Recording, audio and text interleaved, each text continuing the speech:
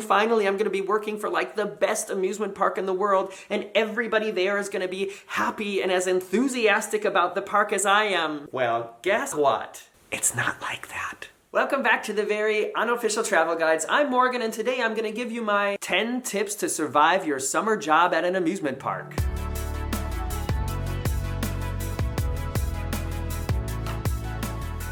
It is April 2019, and the amusement parks are starting to open their doors. Some of them have already been open on weekends, some of them are going to be opening in May, and I think a lot of you, or perhaps a lot of your children, because I know most of my audience are around my age, are maybe considering getting a summer job at an amusement park, and I think it's a great idea, especially if you love that kind of environment and atmosphere. However, working at an amusement park for the entire summer brings certain challenges with it that you don't have in other summer jobs, and I thought I would sit down, use my expertise, and tell you these 10 tips that I think could really help you make it through the summer and have a great time. And if you're watching this video on Facebook, then you're watching the shortened version of it. There is a longer, more detailed version of it on my YouTube channel, so go check that out if it interests you at youtube.com/veryunofficial. Like I said, I have worked in a lot of attractions and amusement parks, and I have worked in entertainment, I have worked in operations, I've worked in management.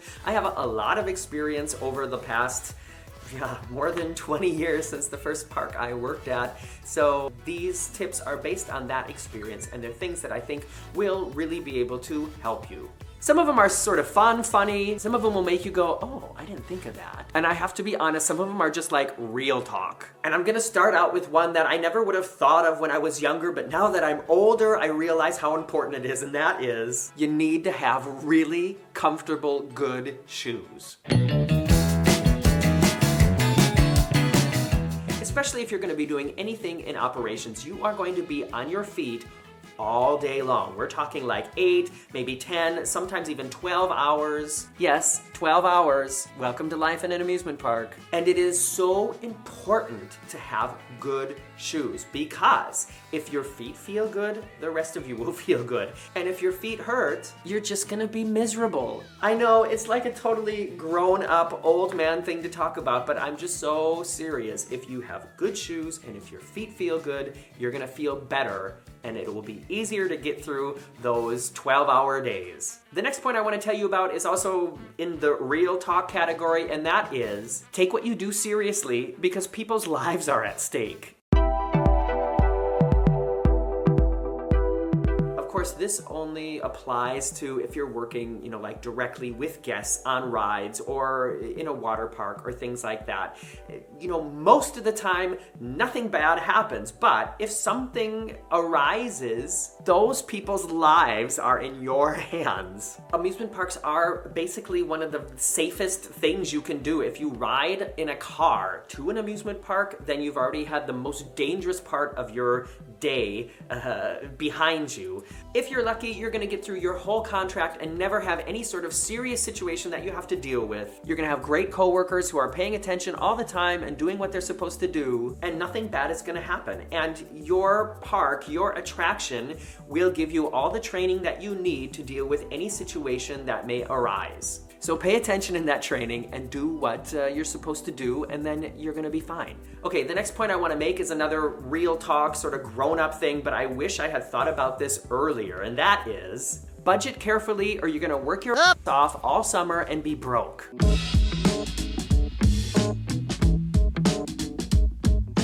If you are considering working at a park, or if you've already been interviewed or maybe already gotten an offer, you've realized most theme parks don't pay like amazingly well, but they offer a lot of other benefits that make it all worth it, and I'm going to talk about some of those later in the list. So you need to be really careful with the money that you're making, because I think a lot of amusement park employees are college students, or maybe they just graduated high school and are going to be going to college.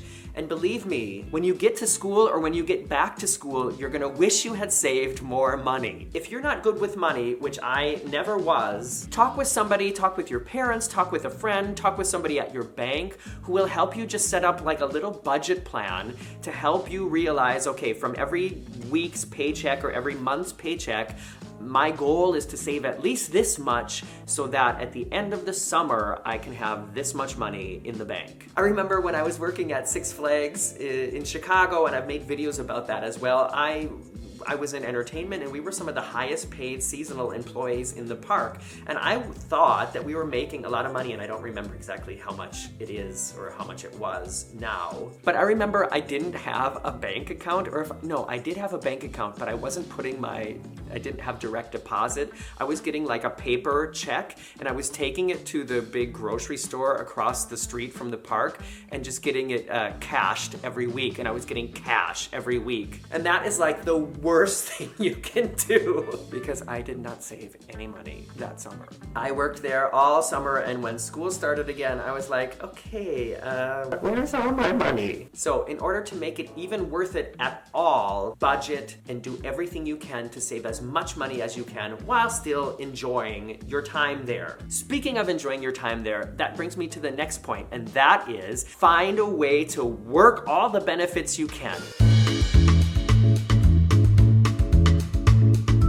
As I said, most theme parks don't pay an amazing hourly wage. However, working at a theme park will give you access to all kinds of benefits. And I'm not just talking about like discounts in the park and free tickets to get into the park. You can get discounts on computers, you can get discounts on phones, you can get discounts on oil changes, you can get discounts on clothes, you can get discounts on shoes. And some of these things are really useful and can help you save a lot of money. If you're working for Universal, if you're working for Disney, if you're working for Six Flags, any of these big chains, they have partnerships with companies, and I'm not talking about amusement park companies, I'm talking about all kinds of companies, locally and outside of your region, that will give you discounts or special benefits. And there's so many other examples, but don't just think, okay, what do I need right now? Think about how can I use this to save money in the future?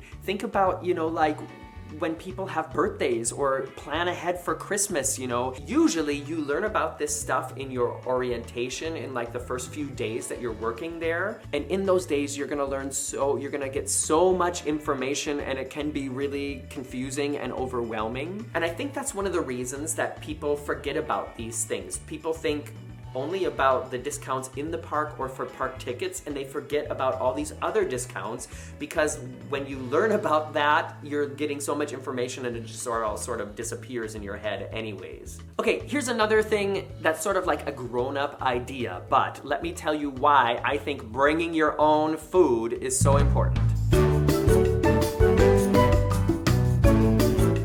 Working in a park or an attraction, chances are you're gonna have a very long day and maybe have one longer break, like half an hour or 45 minutes, and then one shorter break, like 15 minutes. You're gonna have access to some kind of employee cafeteria, or also be able to order food for a discounted price at the locations that serve food in the park. But there's two reasons why I think you should try to avoid doing this as often as possible.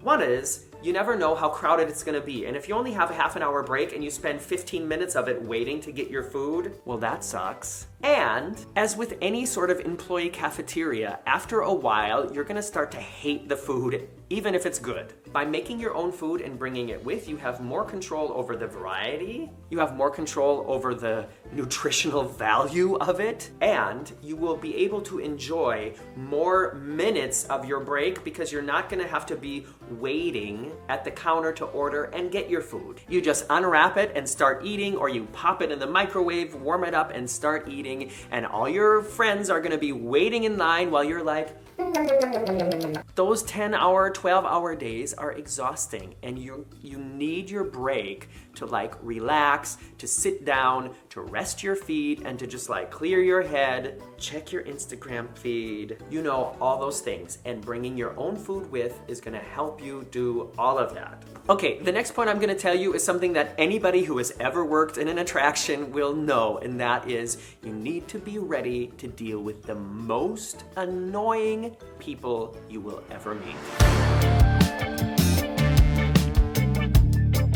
Yeah, you know, when you think about working at an amusement park, you think of it based on the experiences that you've had at amusement parks, which is like you go there and have fun and everybody's happy and laughing, but unfortunately not everybody is happy or laughing. When on vacation, people tend to leave their manners at home. You will have to deal like literally with the most unreasonable, ridiculous people. And I mean, a lot of times they have a reason for that. They've set their expectations about a certain thing, about getting on a certain ride, about the wait times, things like that, and then it doesn't work out the way that they wanted it to work out. And maybe, you know, they've been saving up for like 2 years to bring their family to do this. I mean, what I'm saying is I can understand sometimes why people get frustrated. However, them having unrealistic expectations is not my fault. It's not your fault as a park employee that their kid is not tall enough to go on the big kids rides. It's not your fault as a park employee that certain rides have to be down for maintenance. It's not your fault as a park employee that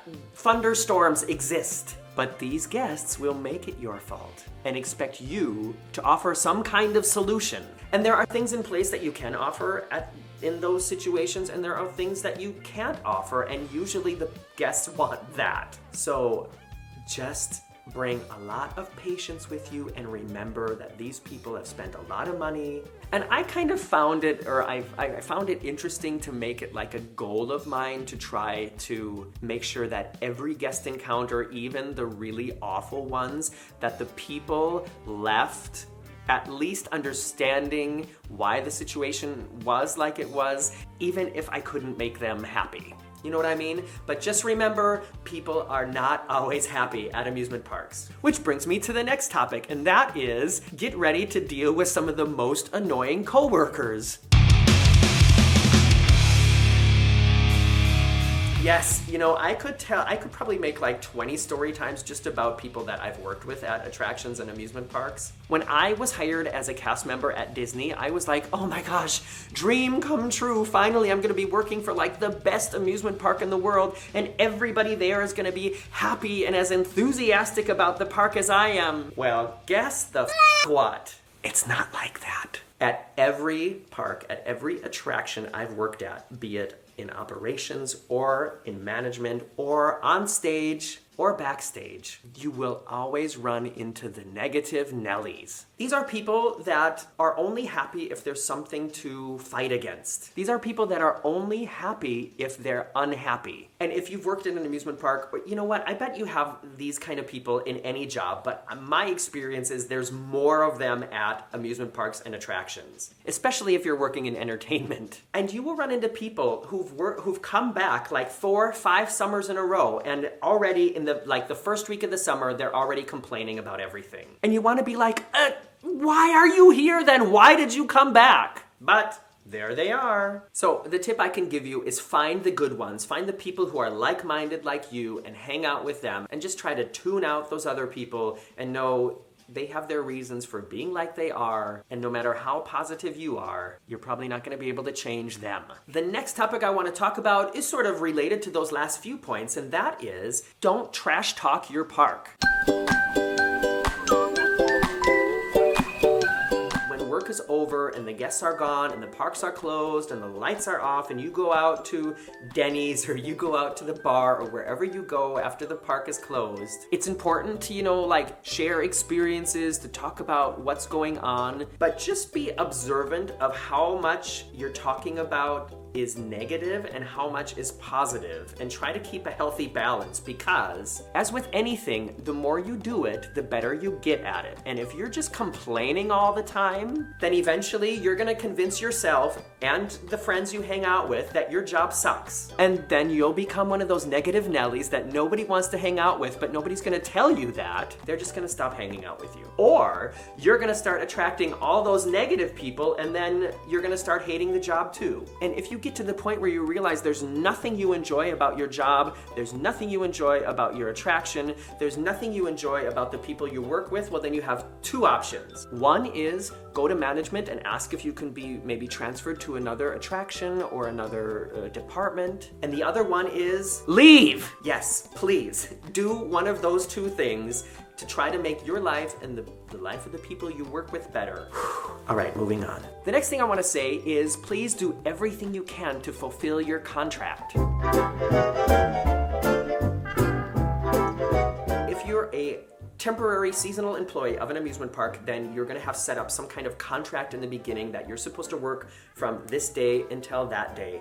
And I think it's really important on every level to make sure you do everything you can to fulfill that. And trust me, towards the end of the summer, it's going to get hard. You're going to have mornings where you wake up and you can imagine doing anything else but going to the park and doing whatever it is you're supposed to be doing on that day that you've been doing all summer long. But take it from my experience, at the end of the summer, you're gonna feel a certain way, and after a couple weeks go by, you're gonna start missing the job, you're gonna miss the park, you're gonna miss the people. So don't burn that bridge, because you might wanna go back the next summer. I've seen it happen so many times. People at the end of a summer just totally trash talking everything, showing up to work late, having that, well, what are they gonna do, fire me, we're done in a week anyways attitude. And then come next spring, they're like, oh, I really wanna come back again. And management's like, let's look at your feedback forms from last year. 3 late calls, 2 no-shows, and those all happened at the end of the summer, but you're not coming back and you're gonna wish you acted differently. So if you can't fulfill your contract, it's important to be as open and honest about it as possible.